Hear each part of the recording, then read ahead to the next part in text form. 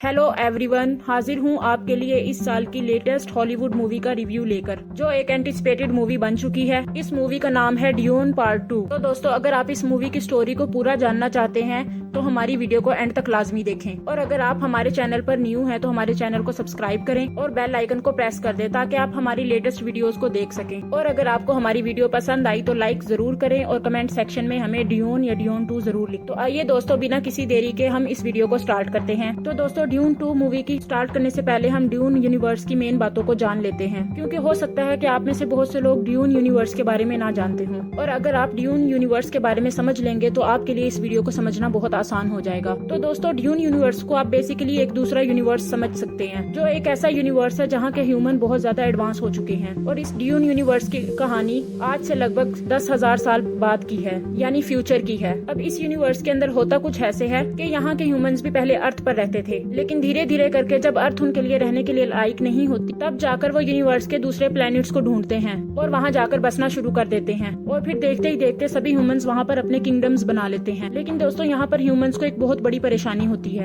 और उनकी परेशानी ये होती है आर्टिफिशियल इंटेलिजेंस, यानी कि एआई और मशीन्स। और ऐसा इसलिए कि उस टाइम पर एआई और मशीन्स इतने एडवांस हो चुके होते हैं कि वो धीरे धीरे करके ह्यूमंस के खिलाफ जाने लगते हैं, और इसीलिए बहुत सारे ह्यूमंस एआई को खतरा समझते हैं और इन सब से जंग करके वो एआई और मशीन्स को तबाह कर देते हैं। और फिर फ्यूचर में कोई भी एआई का इस्तेमाल ना करे, इसलिए वो सभी ह्यूमंस एआई पर बैन लगा देते हैं। लेकिन अभी किसी भी मशीन और एआई के ना होने की वजह से ह्यूमंस को अपने बहुत से काम करने में मुश्किलात पेश आती हैं, और इसीलिए तमाम ह्यूमंस अपने ही ह्यूमंस में से छोटे छोटे ग्रुप बना लेते हैं और फिर उन सब में से सबकी ट्रेनिंग करवाकर या फिर उन पर एक्सपेरिमेंट्स करके उन्हें बाकी ह्यूमंस के मुकाबले में बहुत ही ज्यादा एडवांस बनाते हैं। और इन्हीं में कुछ ह्यूमंस तो ऐसे भी होते हैं जो कि चलते फिरते कंप्यूटर्स होते हैं, और न सिर्फ इनका दिमाग बहुत ज्यादा तेज होता है बल्कि ये घंटों की कैलकुलेशंस भी मिनटों में कर लेते हैं। इसके साथ साथ ह्यूमंस अपने लिए बहुत सारे एडवांस वेपन्स भी क्रिएट कर लेते हैं, और फिर वो लोग अपने लिए बहुत सारे एम्पायर्स भी क्रिएट करते हैं, जिनमें से हर एक एम्पायर पूरे प्लेनेट को रूल करता है, और इन सब के ऊपर एक सम्राट होता है, और उस सम्राट के ऑर्डर को सब एम्पायर्स मानते हैं। और दोस्तों, अगर आप सभी ने ड्यून पार्ट 1 देखी है तो वहाँ पर भी आपने सम्राट के बारे में काफी बार सुना होगा, जैसे कि सम्राट ने अब ये हमें दे दिया,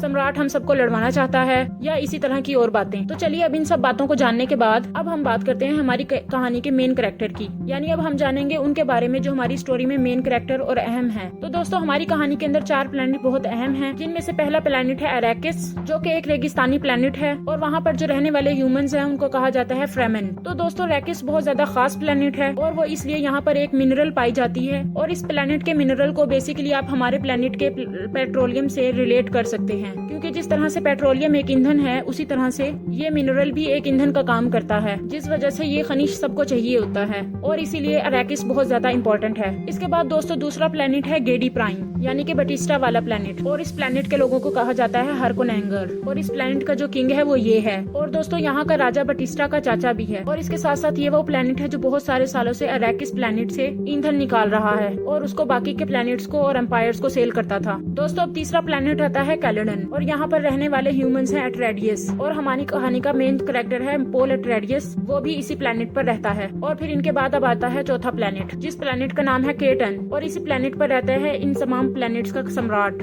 जो कि इसी प्लैनेट से अपने यूनिवर्स के तमाम किंगडम्स को चलाता है। तो चलिए दोस्तों, इस तमाम नॉलेज के बाद हम अपनी मूवी को स्टार्ट करते हैं। तो इस मूवी का स्टार्ट ठीक वहीं से होता है जहां ड्यून पार्ट 1 की स्टोरी का एंड हुआ था। और ड्यून पार्ट 1 में हमने देखा था कि बटिस्टा के प्लैनेट के लोग यानी कि हरकोनेन अरैकिस से खनिज निकालते थे, लेकिन क्योंकि मिनरल निकालने की वजह से वहाँ के लोग बहुत ज्यादा अमीर थे और पावरफुल हो गए थे, इसीलिए उन सब के सम्राट ने अरैकिस और उसके खनिज की जिम्मेदारी एट्रेडियस को दे दी थी। लेकिन इस बात से गुस्सा होकर हरकोनेन ने एट्रेडियस के ऊपर हमला कर दिया, और उस हमले के अंदर हरकोनेन ने न सिर्फ एट्रेडियस की सारी आर्मी को मिटा दिया, बल्कि इसके साथ ही उन्होंने एट्रेडियस के राजा को भी मार दिया था, जो कि पॉल के फादर होते हैं। और उस लड़ाई से पॉल और उसकी मदर बहुत मुश्किल से बचते हैं, और इस मूवी का एंड आते आते पॉल और उसकी माँ रेगिस्तानी तूफान को पार करके अरैकिस प्लैनेट के फ्रेमेन के पास चली जाती है, जो फ्रेमेन अरैकिस प्लैनेट के नेटिव्स होते हैं। लेकिन दोस्तों, पॉल का अब सिर्फ एक ही मकसद है कि वो ना सिर्फ अरैकिस में होने वाली माइनिंग को रोके, बल्कि उसके साथ ही जिन्होंने उसके फादर को मारा वो उन सबसे बदला भी ले। लेकिन दोस्तों, हालांकि जैसे पॉल और उसकी मदर फ्रेमेन लोगों के पास पहुंचते हैं, वैसे ही उन्हें मालूम होता है कि फ्रेमेन लोग जो कि अरैकिस प्लैनेट पर रहते हैं वो इस प्लैनेट के 2 डायरेक्शंस में रहते हैं, कुछ नॉर्थ में और काफी सारे साउथ में रहते हैं। पॉल और उसकी माँ नॉर्थ साइड साइड पर आते हैं। यहाँ पर आने के बाद बहुत से लोग पॉल को अपना मसीहा समझ लेते हैं, जिसे वो सभी लोग कह रहे होते हैं लिसन अल गईब। और ऐसा सिर्फ इसलिए क्योंकि पॉल रेगिस्तानी तूफान को पार करके आया होता है और उस तूफान को पार करना किसी भी ह्यूमन के लिए नामुमकिन है। अब इसी के साथ ही फ्रेमन लोग कई सारे पुरानी बातों पर मानते हैं, जिनमें से कुछ पुरानी बातें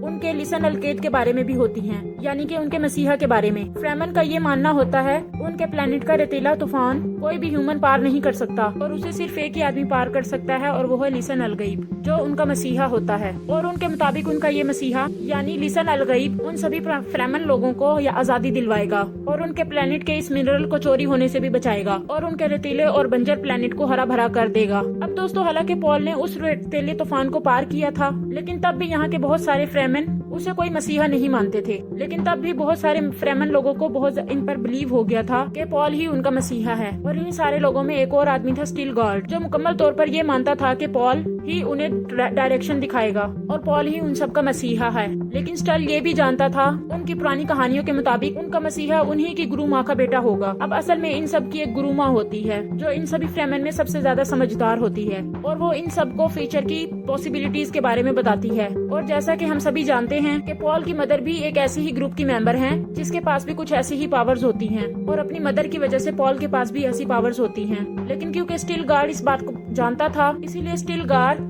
पॉल की मदर को उन सभी फ्रेमन की गुरु माँ बनाता है, ताकि उनके मसीहा वाली बात और भी सच्ची हो जाए। और यहाँ पर स्टीलगार्ड पॉल की माँ को इसलिए भी गुरु माँ बनाता है क्योंकि उनकी अपनी गुरु माँ बहुत ज्यादा बूढ़ी हो चुकी होती है और मरने वाली होती है, इसलिए उन्हें एक नई गुरु माँ की जरूरत भी होती है। तो दोस्तों, इसके बाद हम ये देखते हैं कि पॉल इन्हीं सभी फ्रेमन के साथ घुल मिलकर रहने लगता है और वो फ्रेमन के सारे तौर तरीकों को जान लेता है। और फिर जब पॉल फ्रेमन के सारे तौर तरीके सीख लेता है, तब उसके बाद उसका एक टेस्ट होता है, जिस टेस्ट के अंदर उसे अपनी तमाम एबिलिटीज को प्रूव करना होता है। इस टेस्ट के अंदर बेसिकली रेत के अंदर घूमने वाले उन बड़े बड़े कीड़ों को हराना होता है और उन कीड़ों के ऊपर सवारी करनी होती है। और अगर आप ऐसा कर लेते हैं तो आपको एक ट्रेंड फ्रेमिंग माना जाता है। अपने आप को साबित करने के लिए पॉल को भी ये टेस्ट देना पड़ता है। लेकिन कमाल की बात तो ये होती है, जब पॉल ये टेस्ट देता है तो वो उस रेगिस्तान के सबसे बड़े कीड़े को हराता है और बड़ी आसानी से उसकी सवारी करता है। लेकिन जैसे ही फ्रेमन के लोग ये देखते हैं, वैसे ही वो पॉल को अपना मसीहा मान लेते हैं। यानी कि पॉल को अपना मसीहा मानने के लिए उनके पास एक और बड़ी वजह बन जाती है। और ऐसा इसीलिए क्योंकि उनकी पुरानी कहानी के मुताबिक उन सभी का मसीहा ही इतना काबिल हो सकता है जो कि उस रेगिस्तान के सबसे बड़े कीड़े को मारेगा और उसकी सवारी करेगा। और दोस्तों, पॉल यहाँ पे ऐसा कर दिखाता है और इसीलिए नॉर्थ में रहने वाले सारे फ्रेमन पॉल को एक्सेप्ट कर लेते हैं और उसे अपना मसीहा बना लेते हैं और उसे अपना लिसन अलगैब मान लेते हैं। इसी दौरान पॉल और चैनी को एक दूसरे से प्यार भी हो जाता है और साथ ही साथ पॉल ये भी जान जाता है कि नॉर्थ डायरेक्शन में जहाँ पर फ्रेमन लोग रह रहे हैं, उसी हिसाब से साउथ साइड पर भी बहुत सारे लोग रहते हैं, यानी फ्रेमन रहते हैं। लेकिन जैसा कि हम सभी जानते हैं कि पॉल के पास उसकी मदर की वजह से काफी सारी सुपर पावर्स होती हैं, जिनमें से एक पावर ऐसी भी है जिसमें पॉल को फ्यूचर की पॉसिबिलिटीज नजर आती हैं। सो वो अपनी इसी पावर की वजह से पॉल को बहुत सारे विजन्स आते हैं और अपने इन विजन्स के अंदर पॉल ये देखता है कि उसे कुछ भी करके साउथ डायरेक्शन में जाना है। और ऐसा इसीलिए कि अगर वो साउथ डायरेक्शन में जाएगा तो उसका ऐसे करने से यूनिवर्स में बहुत ही बड़ी तबाही होगी, हर जगह जंग छिड़ जाएगी, लाखों करोड़ों लोग मारे जाएंगे और हर तरफ सिर्फ और सिर्फ डिस्ट्रक्शंस होंगे। और इसी वजह से पॉल डायरेक्शन में नहीं जाना चाहता और वहाँ जाने से डरने लगता है। और इसके साथ ही पॉल के एक और विजन आता है और इस विजन में वो ये देखता है कि जिस लड़की से वो बहुत ज्यादा प्यार करता है, अगर वो उसके साथ रहेगा तो उसके साथ रहने से उसकी मौत हो जाएगी। यानी कि पॉल की वजह से जानी की जान जा सकती है। और इसीलिए चानी से प्यार करने के बावजूद भी पॉल ये सोचने लगता है कि किस तरह से वो चानी को खुद से दूर रखेगा। इधर दूसरी तरफ हैरकोनेन प्लेनेट के अंदर, यानी कि बटिस्टा वाले प्लेनेट के अंदर हम यहाँ के राजा को देखते हैं, जिसका नाम है बैरन व्लादिमीर। और अरेकन प्लेनेट का ये राजा बटिस्टा का चाचा भी होता है। और यहाँ पर हमें ये पता लगता है कि राजा के ऑर्डर्स की वजह से सभी एट्रेडियस को मार दिया गया था। इसीलिए यहाँ का राजा ऑर्डर देता है कि अरेकिस प्लेनेट के तमाम फ्रेमन लोगों को भी मार दिया जाए, ताकि वो बड़े आराम से अरेकिस के खनिज को ले सकें और जब तक चाहें वहाँ पर माइनिंग कर सकें। और फ्रेमन्स को मारने की जिम्मेदारी राजा अपने भतीजे को देता है, जो बटिस्टा होता है। ऑर्डर्स को मिलने के बाद ही बटिस्टा अपनी आर्मी उठाता है और डायरेक्ट अरेकिस प्लेनेट पर घुसकर अटैक कर देता है। लेकिन क्योंकि यहाँ पर इनके साथ पॉल भी होता है, इसीलिए वो सिर्फ सारे के सारे अपनी ट्रेनिंग और पॉल्स की स्किल्स के साथ उन पर अटैक करते हैं और उन सबको बुरी तरह हरा देते हैं। यहाँ तक कि वो बटिस्टा और उसकी टीम को इतना बुरी तरह मारते हैं कि बटिस्टा को भी अपनी जान बचाकर भागना पड़ती है। लेकिन इसके बाद भी बटिस्टा रुकता नहीं है और वो इन फ्रेमन लोगों के ऊपर कई बार हमले करता है, लेकिन हर एक हमले के अंदर फ्रेमन लोग जीत जाते हैं। ये सब देखने के बाद हरकुरेन का राजा बहुत ज्यादा गुस्सा हो जाता है और इसीलिए वो बटिस्टा को उसकी पोस्ट से हटा देता है और बटिस्टा के छोटे भाई को बटिस्टा की पोस्ट दे देता है। और फिर वो बटिस्टा के भाई को बताता है कि वो अरैकिस प्लेनेट जाए और तमाम फ्रेमन लोगों को मार दे। अब यहीं पर हमें पता लगता है कि बटिस्टा का जो छोटा भाई है वो एक नंबर का सनकी होता है और उसके लिए कोई सी भी बंदे की जान लेना खेलने के बराबर होती है। और वो अपनी बहुत बड़ी एक आर्मी इकट्ठी करता है और नॉर्थ में रहने वाले सभी फ्रेमन्स के ऊपर हमला कर देता है। और दोस्तों, क्योंकि ये अटैक फ्रेमन्स के लिए एक सरप्राइज होता है, इसलिए वो पलटवार नहीं कर पाते और तमाम फ्रेमन्स को वहाँ से भागना पड़ता है, जिस वजह से इसी दौरान बहुत सारे फ्रेमन्स भी मारे जाते हैं। लेकिन ज्यादातर फ्रेमन्स बच जाते हैं और वो अपनी जान बचाकर सीधा साउथ डायरेक्शन में भाग जाते हैं और साउथ डायरेक्शन में रहने वाले बाकी के फ्रेमन्स से मिलते हैं। लेकिन साउथ डायरेक्शन में आने के बाद ही हमें पता लगता है कि यहाँ के तमाम फ्रेमन्स भी मसीहा पे मानते हैं। और साथ ही साथ एक बात हमें ये भी पता चलती है, यहाँ की रेगिस्तानी बॉडी में से एक कीड़ा निकलता है जो नीले रंग का होता है और वो नीले रंग का जहर निकालता है और उस जहर को जो भी आदमी पीता है वो मर जाता है। लेकिन सभी फ्रेमन्स का ऐसा मानना है कि उनका मसीहा यानी कि उनका लिसन अलगैब इकलौता ऐसा आदमी होगा जो ये नीला जहर पीने के बाद भी नहीं मरेगा, यानी कि वो इस नीले जहर को पीने के बाद भी जिंदा रहेगा। लेकिन अब पॉल की मदर क्योंकि नॉर्थ साइड की गुरुमा बन चुकी हैं और वो पॉल को इन सभी का मसीहा साबित कर चुकी थी, इसीलिए वो साउथ के लोगों से कहती है कि वो इस जहर को पॉल को दें और पॉल वो जहर पिए, क्योंकि पॉल ही उन सभी लोगों का मसीहा है। इसके बाद साउथ के सभी फ्रेमन लोग ऐसा ही करते हैं और पॉल को वो जहर पिलाते हैं। एंड हम ये जानते हैं कि पॉल के अंदर कुछ खास पावर्स होती हैं, इसीलिए अपनी पावर्स की वजह से पॉल की डेथ नहीं होती और वो उस नीले जहर को पीने के बाद भी बच जाता है। और इसीलिए ये सब देखकर साउथ के सभी फ्रेमिंग इस बात पर यकीन कर लेते हैं कि वही उनका मसीहा है, यानी कि उन सबका लिसन अलगैब। इसके बाद वो सभी फ्रेमिंग लोग पॉल की आर्मी बन जाते हैं और पॉल्स के सभी ऑर्डर्स को फॉलो करते हैं और पॉल इन सभी का मसीहा बनने के साथ साथ पूरे अरैकिस का राजा भी बन जाता है। इसके बाद पॉल सम्राट को एक मैसेज भेजता है कि पॉल यानी एटोड्रियस अभी भी जिंदा है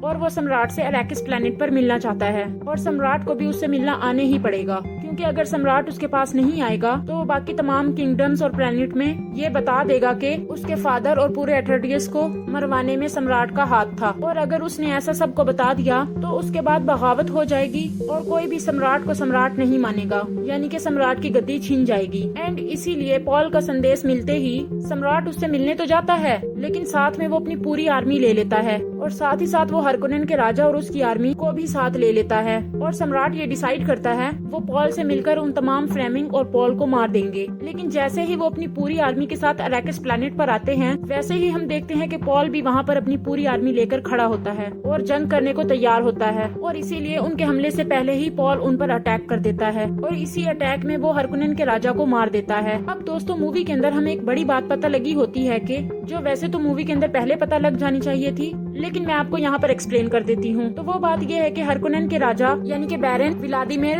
अपने मेन कैरेक्टर पॉल का नाना होता है, यानी कि वो पॉल की मदर का फादर होता है। और ये बात पॉल को तब पता लगती है जब उसे अपनी खास पावर से विजन्स आते थे और उसी मोमेंट में वो सब कुछ जान लेता है। उसी के साथ पॉल को ये पता चलता है कि बैरन व्लादिन उसका नाना है, लेकिन उस आदमी ने जो भी काम किए थे पॉल उनको कभी माफ नहीं कर सकता और उसको जान से मार देता है। और इसी तरह पॉल की सभी आर्मी के साथ इस राजा के भतीजे यानी कि बटिस्टा को भी जान से मार देता है। इसके बाद पॉल सम्राट से मिलता है, जहाँ पे सम्राट के साथ साथ उसकी बेटी भी होती है। यहीं पर पॉल सम्राट से कहता है कि अब से वो सम्राट नहीं होगा, बल्कि पॉल यानी कि वो खुद सम्राट होगा। एंड इसके साथ ही वो सम्राट की बेटी से शादी भी कर लेता है और फिर वो तमाम किंगडम्स को शांति से चलाएगा। और अगर सम्राट को ये चीज मंजूर है तो ठीक है, लेकिन अगर सम्राट को मंजूर नहीं है तो सम्राट को उससे लड़ना होगा। पॉल की बात सुनने के बाद सम्राट ऐसा करने से मना कर देता है। एंड इसीलिए पॉल सम्राट से कहता है कि अब सम्राट को उससे फाइट करनी ही होगी और अगर सम्राट खुद फाइट नहीं करना चाहता तो वो अपनी तरफ से एक योद्धा चुन सकता है। अब सम्राट बहुत बूढ़ा भी होता है एंड इसीलिए वो जानता है कि वो पॉल को नहीं हरा सकेगा, सो इसीलिए सम्राट अपनी जगह बटिस्टा के छोटे भाई को चुनता है, जो कि बहुत ही एक स्किल फाइटर और एक सन की आदमी होता है।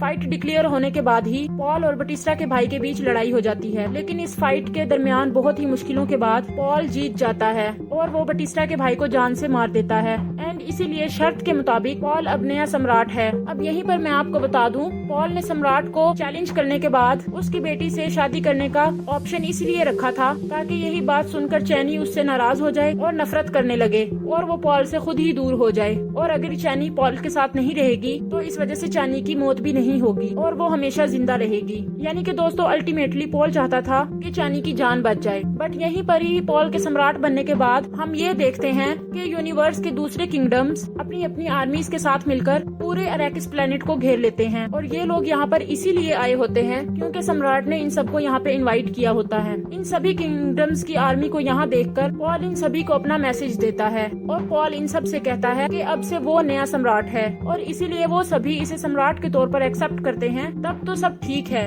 लेकिन अगर वो सभी ऐसा नहीं करते तो फिर उन सभी को लड़ाई के लिए तैयार रहना चाहिए। अब पॉल का मैसेज जैसे ही तमाम किंगडम्स की आर्मी को मिलता है, वैसे ही इस मैसेज को सुनकर सारे किंगडम्स की आर्मी पॉल को सम्राट मानने से इनकार कर देते हैं। और फिर इस बात को जानते ही पॉल और उसकी आर्मी तैयार हो जाते हैं और वो अपनी फ्लेमिंग आर्मी से कहता है कि तुम सब तैयार रहो और अब एक बड़ी जंग होगी। यानी कि अब इसका मतलब यही है कि बाकी किंगडम्स के दरमियान बहुत ही खतरनाक फाइट होने वाली है। लेकिन दोस्तों ये फाइट हमें ड्यून पार्ट 3 में दिखेगी और इसीलिए ड्यून पार्ट 2 की स्टोरी यहीं पर एंड हो जाती है। तो दोस्तों यही थी ड्यून पार्ट 2 की फुल वीडियो। आप सभी को ये वीडियो कैसी लगी हमें कमेंट सेक्शन में जरूर बताइएगा और वीडियो को लाइक जरूर कर दें। मिलते हैं आपसे इसी तरह की बहुत ही बेहतरीन नेक्स्ट वीडियो में, तब तक के लिए गुड बाय।